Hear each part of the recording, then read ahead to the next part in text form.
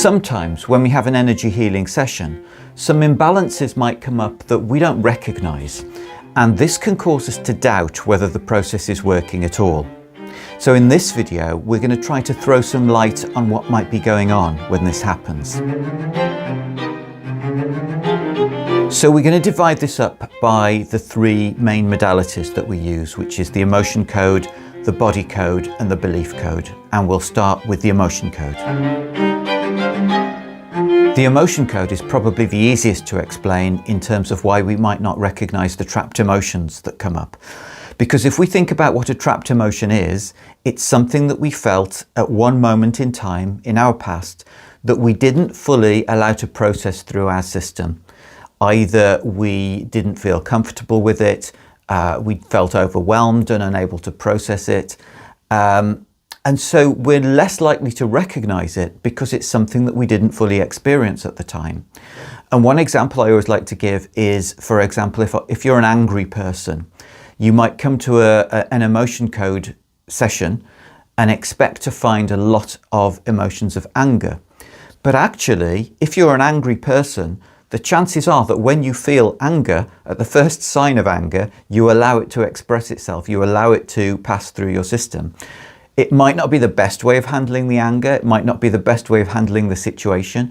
It might lead to other emotions that do get trapped afterwards, like guilt or shame or something that comes from the expression of anger. But in terms of the anger itself, you've expressed it, you've allowed it to pass through your system, and so it's less likely to become a trapped emotion. So a very angry person is less likely to find lots of trapped emotions of anger, even though that's what they're expecting to find. And whereas a calm person, a person who doesn't get angry very often, is likely to have some sort of judgments about anger. They're likely to think that anger is a bad thing. It's something that shouldn't be expressed. And so their calmness is not because they don't have angry impulses. It may be because they're repressing those impulses when they do arise, because they believe on some level that it's unacceptable, or it's bad, or it's disturbing. You know, it'll give them more disturbances in their system if they're going to be angry. So they repress the anger. So somebody who seems very calm is much more likely to have trapped emotions of anger. It goes against how they see themselves and what they consider to be acceptable. And so they prefer not to see it. And it's the same when we're looking for trapped emotions in ourselves. I remember, and I often tell the story, that when I was starting with the emotion code, I didn't find any trapped emotions of hatred within myself for months at the beginning. And I thought, well, that's because I'm not a hateful person. And you know, that's not in me. What I find later is that a lot of trapped emotions of hatred did come up. And I didn't get them early on because even when I was looking for those trapped emotions, I had the judgment that hatred was an unacceptable emotion. I had my identity, my sense of identity, which told me that I'm not the sort of person who feels hatred. And so I wasn't ready to accept that there could be trapped emotions of hatred within me. And because of my not being ready, I blocked my being able to find those trapped emotions. So when those sorts of trapped emotions do get exposed in the emotion code, and we don't recognise them because they go against who we think we are, we might start to feel unhappy with the practitioner or with the system because it's giving us information that seems to be contrary to how we see ourselves. But we all have the full range of emotions within us. And if we're not expressing them and we're not noticing them and acknowledging them when they do come up, they're going to be repressed and they're going to come out as trapped emotions at some point. The body code adds a new level of complexity because let's say we come with a pain in the foot. We're going to be expecting to find things like misalignments and imbalances in the bones or in the muscles or in the tissue around the foot. But what might actually come up is something completely different. It might be a trapped emotion of confusion, or it might be a belief about relationships or a shoulder imbalance, something that seems to have nothing to do with the thing that we've come with. And so we might start to feel, again, that the process is failing us, that the system isn't helpful because it's not finding what we expect it to find. But there's a phrase in energy healing, which is that anything can cause anything. Our body, our physiological system, is a really complex system, and we can't possibly know how it all fits together and how, you know, a flow of energy through the shoulder might be blocking that energy from reaching the foot where it could deal with the pain. We have things like trapped emotions, for example, that are tiny microscopic energies, but which are significant enough to be able to displace a bone or stop the energy flowing to a particular bone, and can be the cause of issues as well, even in a completely different part of the body. The point here is that we don't actually need to know, and it's impossible to know actually, how everything fits together. And this is one of the ways in which energy healing differs from conventional allopathic medicine, in terms of the analysis and the explanation and the granularity about what's affecting what else. I'm going to make a video soon also about the differences between conventional medical practices and energy healing, so that we can really understand why these things work differently. And the belief code is the most tricky of all of them, because much more than the emotions that come up in the emotion code, and much more than the systematic imbalances that might come up in the body code, the belief code is about how we think. It's about our unconscious assumptions and beliefs about the world. And when these come up, when something comes up that challenges our identity, challenges the story that we're telling ourselves about ourselves, we can be quite vehement in not wanting to see that, not recognizing that, and being adamant that it's not about us. And that's probably the most common reason why beliefs aren't recognized, and why that's seen as an issue with the belief code. And one other practitioner actually gave me an example of somebody that she was working with, and this person had a belief come up which said, I need to fight.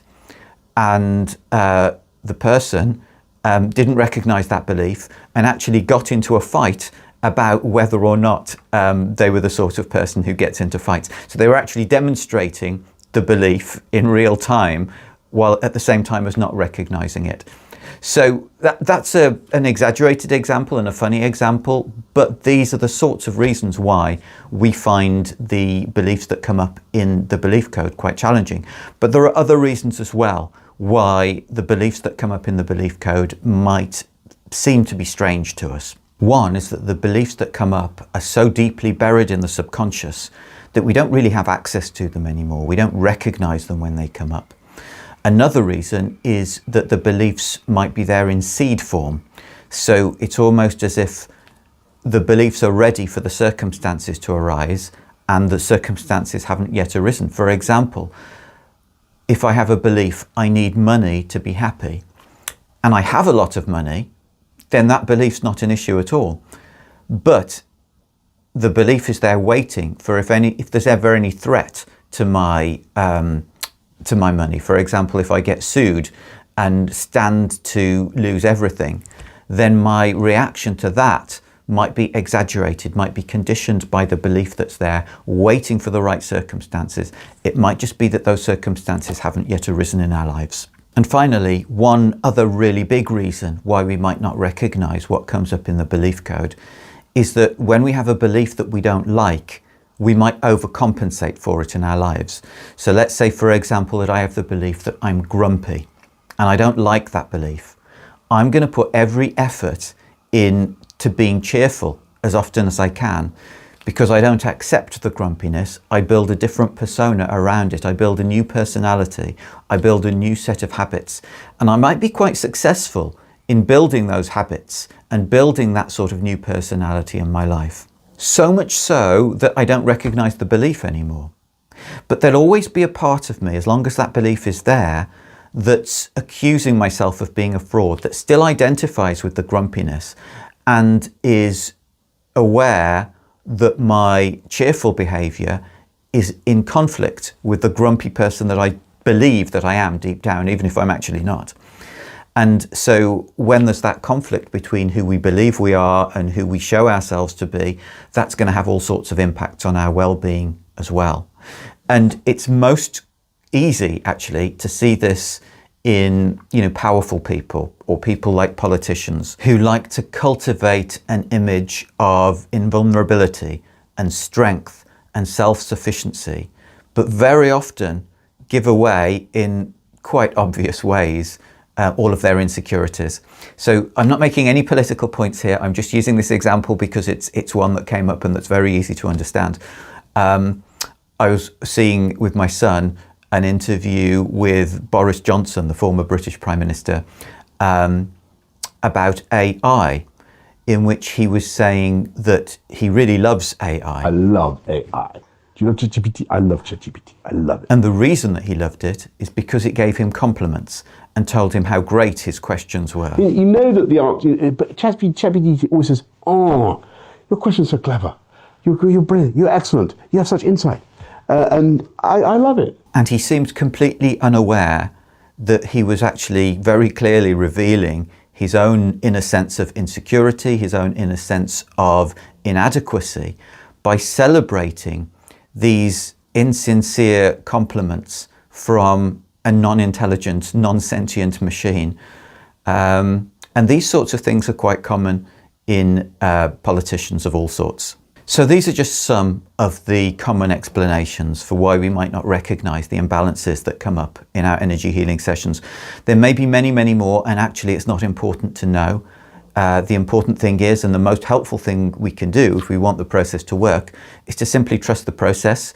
And if something comes up that we don't recognize, we just go with it and see where it leads us. Next time, we'll be taking a look at a question that's come in from one of our subscribers about when you go to two different practitioners and they work in totally different ways, how can you judge which one is the most effective, which one will give you the best results? And if you've got any ideas for any topics that you'd like to have covered in these videos, do let me know at guy@heartfulhealing.co.uk. And if I've got something to say about the subject, I won't have on every subject, but if I do, I'll definitely make a video about it for you. If you want to find out more about how I work, you can do so on the website heartfulhealing.co.uk or on this YouTube channel. So I'll see you again next week, and in the meantime, I'm going to leave you with this week's wise words, which you might have heard in the olden days in the Mississippi Delta. That way you'll feel it.